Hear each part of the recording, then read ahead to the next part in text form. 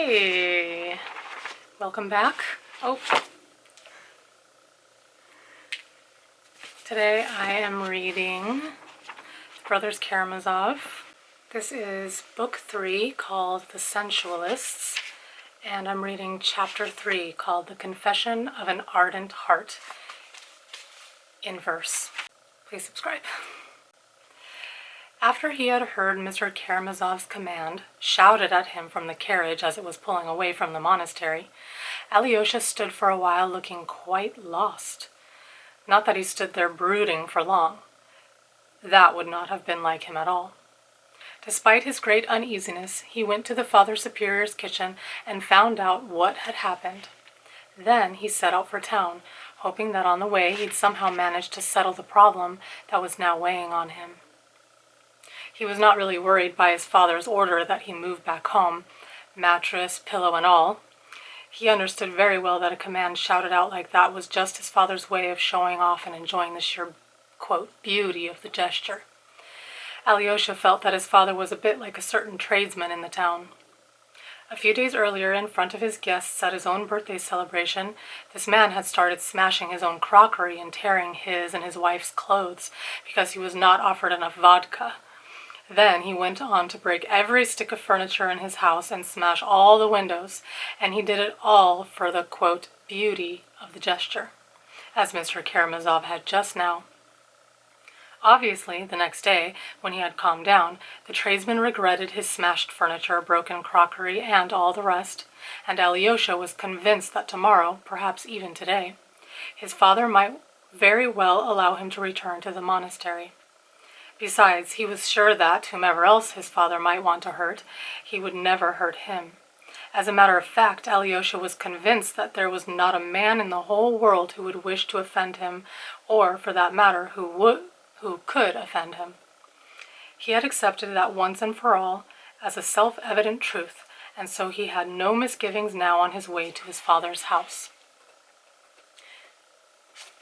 My cat, of course, wants out. 1 sec. Rosie, go. She lays on the bed the entire day, and then the second I close the door in order to film, she starts scratching at the door.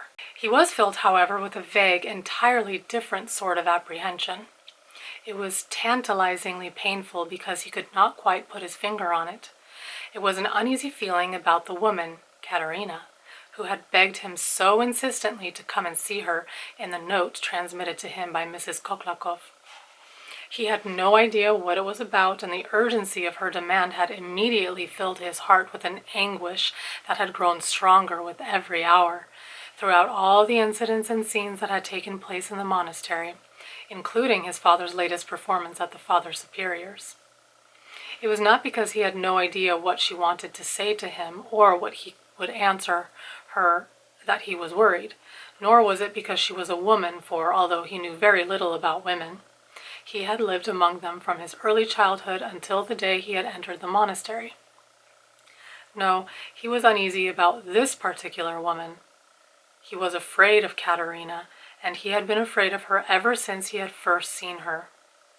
He had seen her only once or twice, at the most 3 times, and on one occasion he had exchanged a few words with her. The impression she had left on him was that of a beautiful, haughty, and domineering young woman. Yet it was not her beauty that troubled him. It was something else. And it was the indefinable origin of his anxiety that was causing it to increase in him now. He knew her aims were of the noblest, he had no doubt about that. She was trying to save his brother Dmitri, who had wronged her, and she was doing it out of sheer generosity. But, although he understood this and acknowledged her noble and generous intentions, the nearer he came to her house, the more strongly he felt cold shivers running down his spine. He knew that his brother Ivan, who was a very close friend of hers, would not be there since he was at that moment with their father. He was even more sure that Dmitri would not be with her either, and he even felt the reason for Dmitri's absence. So, he would have to face her all alone. He would have very much liked to see Dmitri before having this frightening talk with her. He wanted to stop off at his place first and find out a few things from him, without, of course, showing him the note. But Dmitri lived far away and very likely was not even at home now. He stopped and then, after a minute's deliberation, made up his mind. He hurriedly crossed himself in a familiar gesture and, suddenly smiling over something, set out for the frightening woman's house. He knew which house she lived in. If he went there by Bolshaya Street and then crossed the square, it would be quite a distance. Our small town is spread out and it takes quite a while to get from one end to the other. Besides, his father was expecting him. He might not have calmed down yet and might still be thinking of what he had told Alyosha and have another fit of temper. So Alyosha had to hurry if he wanted to get to both places quickly. He decided to take every possible shortcut since he knew the town like the palm of his hand. So he went the back way, ignoring the streets, following deserted paths, climbing over fences, walking across other people's yards. But since he was well known and liked in town, no one objected. People simply waved to him. In this way, he could get to Bolshaya Street twice as fast. At one point, he passed very close to his father's house as he crossed the yard of a little old house with 4 windows that stood next to Karamazov's property. The house belonged to a legless old woman. She lived there with her daughter, a former chambermaid, who had worked for a succession of upper-class Petersburg families until a year before, when she had been forced to come home to look after an invalid mother, and who liked to go about town in her elegant Petersburg dresses. The old woman and her daughter, however, had gradually spent all their savings and were now completely indigent.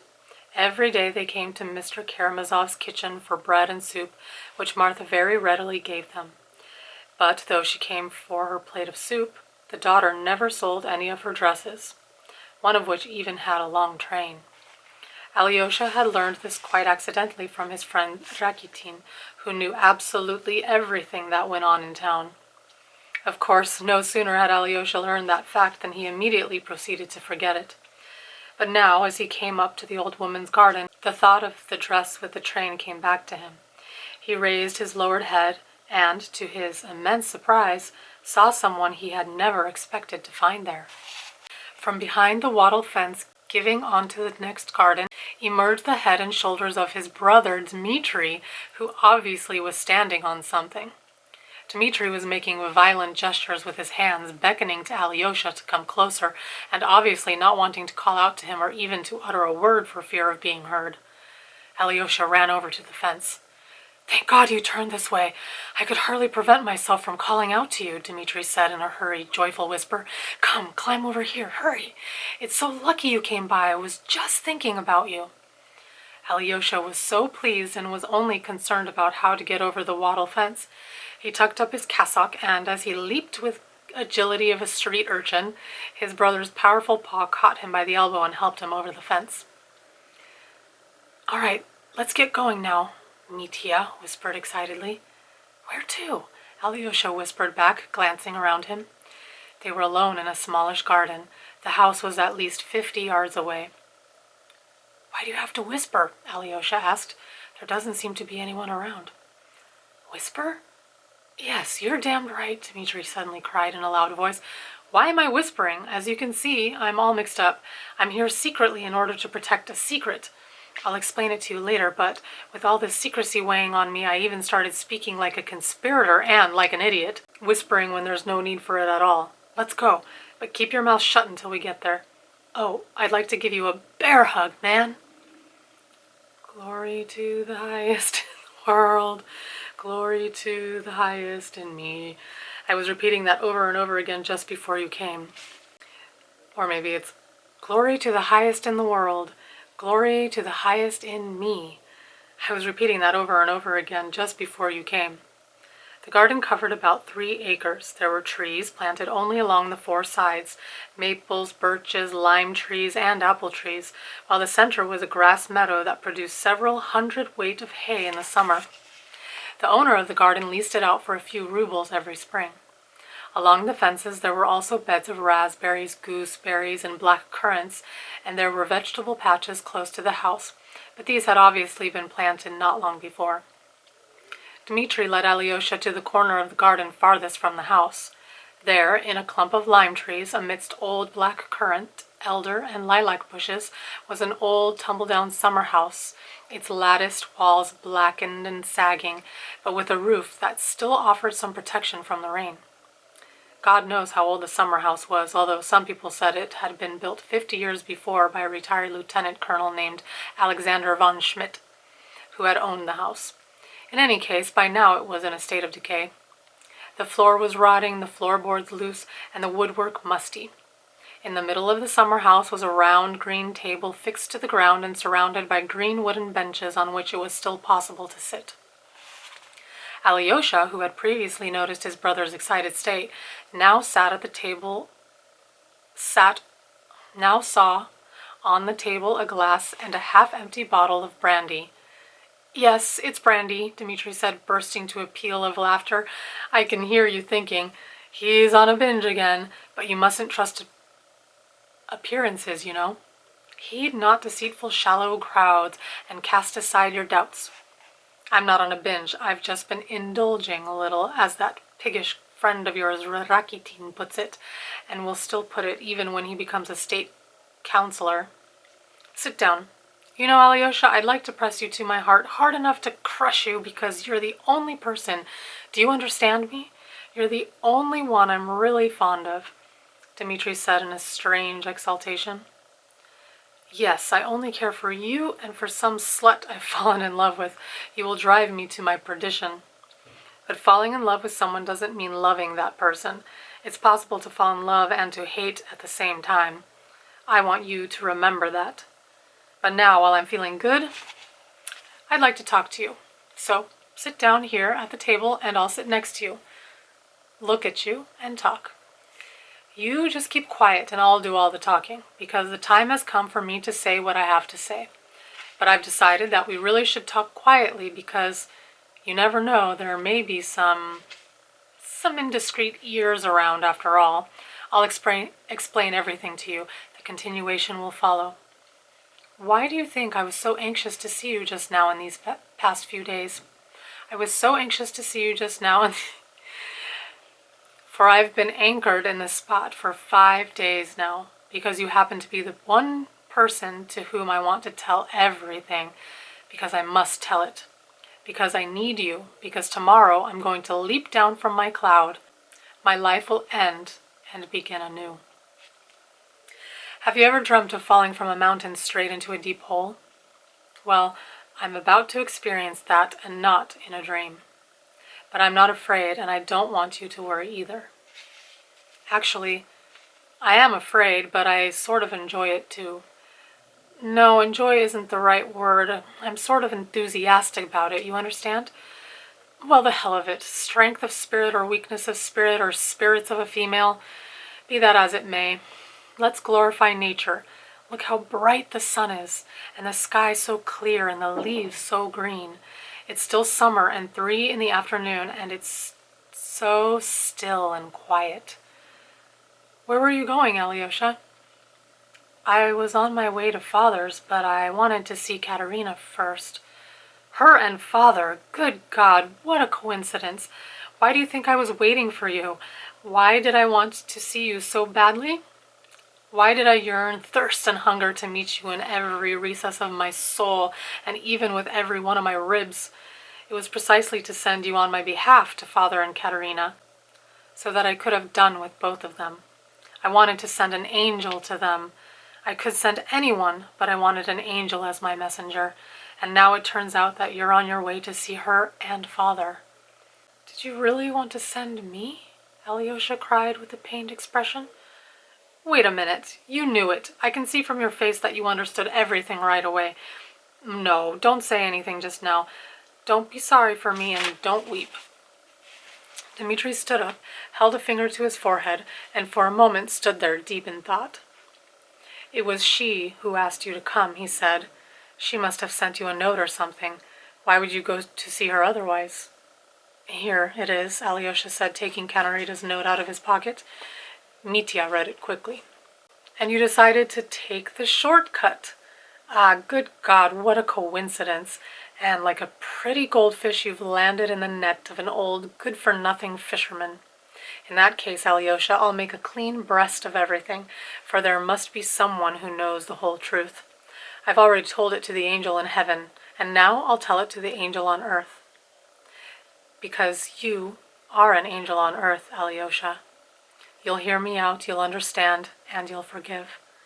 And that is just what I need, for someone who is better than me to forgive me. Listen, what if two human beings suddenly sever all their ties with the earth and take off for another extraordinary world? Or at least one of the two does. Or at least one of the two does. And if, before taking off, he asks another man to do something for him that people usually only ask on their deathbed, could the other man refuse him, especially if he is a friend and a brother? I'll do whatever you want me to, but please tell me what it is. What is it? What's the hurry, Alyosha? There's plenty of time now. The whole world has turned a corner and started on a new course. Ah, Alyosha, it's such a pity you don't really know what exaltation is. But what am I talking about? How can I tell you that you don't know what an exaltation is? How stupid of me. Be generous, oh man. Who wrote that? Alyosha decided to wait as long as necessary. He realized that it was here that he was needed the most. Mitya was lost in his thoughts, his elbows on the table and his head resting on one hand. They both remained silent for a while. Alyosha, Mitya said after a while, you're the only person in the world who won't laugh at me. I would like to start my confession with Schiller's Hymn of Joy, but I don't know it in German except that it's called An die Freude.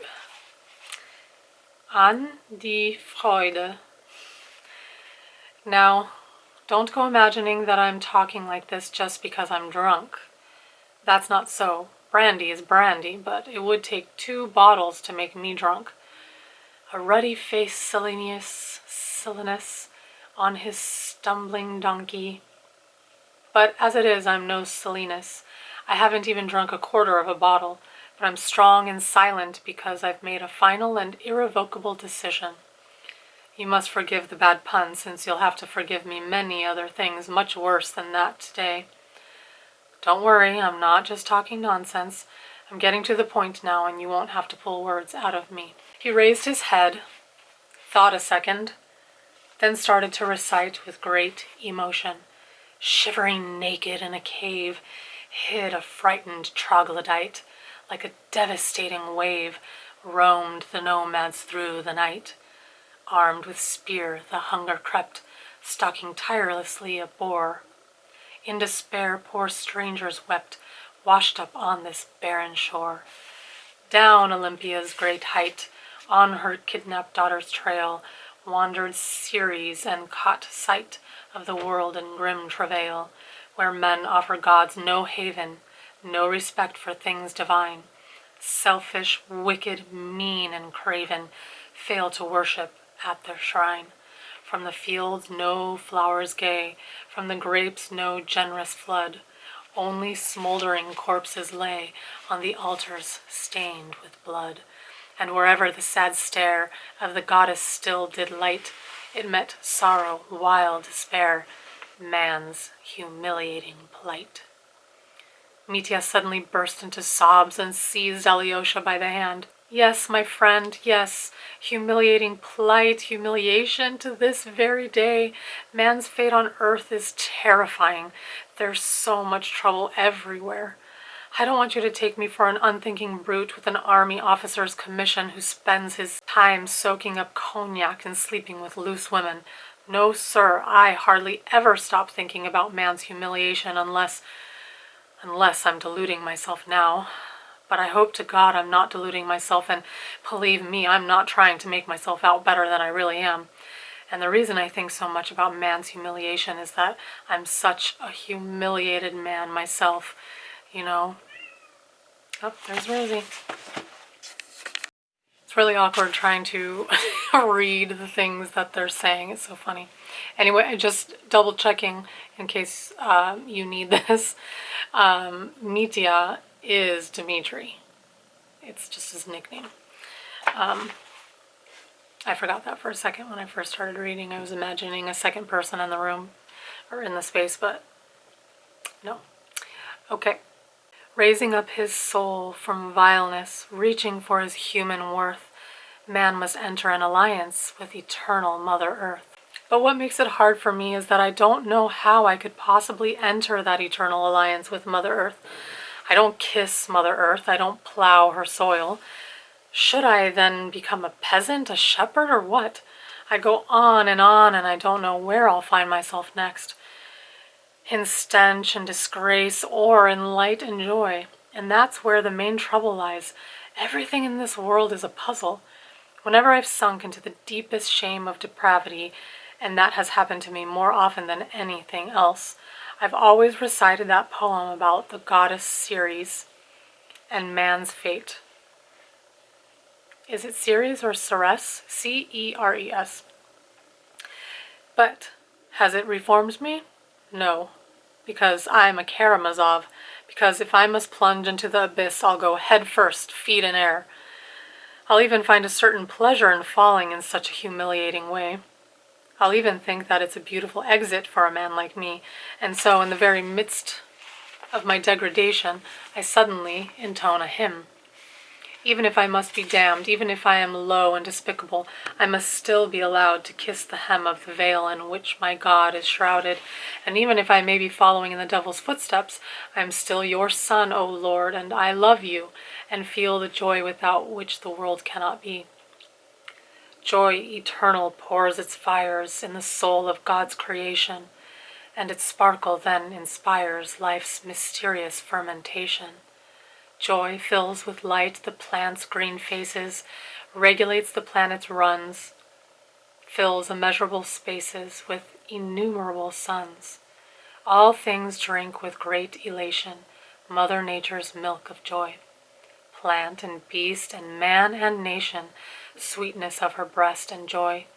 To man prostrated in the dust, joy brings friends and cheering wine, gives the insects sensual lust, angels happiness divine.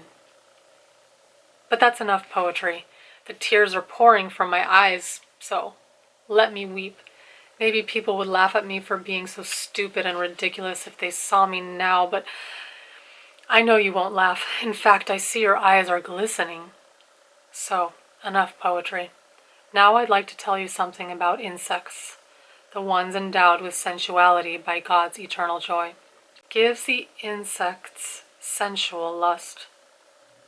I'm such an insect, Alyosha, and that verse applies specifically to me. All we Karamazovs are such insects, and one lives in you too, my angel brother, and it will stir up in storms your blood too. Storms, because sensuality is a storm, even more than a storm. Beauty is a terrifying thing. It's so frightening because it's indefinable, and it's indefinable because God has surrounded us with nothing but riddles. Here the shores of a river meet. Incompatibilities coexist. I am not an educated man, brother, but I have been thinking about this a great deal. There are so many mysteries, so many riddles that weigh man down to the ground. He is expected to solve them somehow or other and to climb dry out of the water. It's beautiful, isn't it? What I really can't bear, though, is that man with a noble heart and a superior intelligence may start out with the Madonna as his ideal and end up with Sodom as his ideal.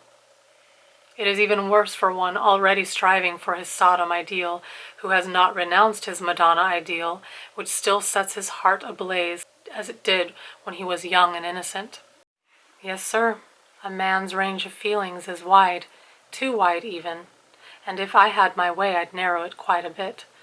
It's a hell of a situation, you know. What the head brands as shameful may appear as sheer beauty to the heart, but can there be beauty in Sodom? Yes, and, believe me, it is precisely there that beauty lies for most men. Weren't you aware of that secret? The terrible thing is that beauty is not only frightening, but a mystery as well. That's where God and the devil join battle. And their battlefield is the heart of man. But, actually, everyone always talks about his own particular trouble.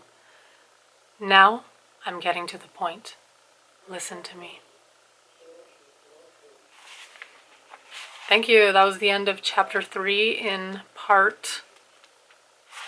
book 3. I hope you enjoyed it. The next chapter is chapter 4, A Confession of an Ardent Heart in Prose. Please subscribe, share this with any book readers, book lovers, audio book lovers, classic literature lovers, Russian novel lovers, whatever. Anybody who loves books and stories. And I'll see you in the next video. Bye.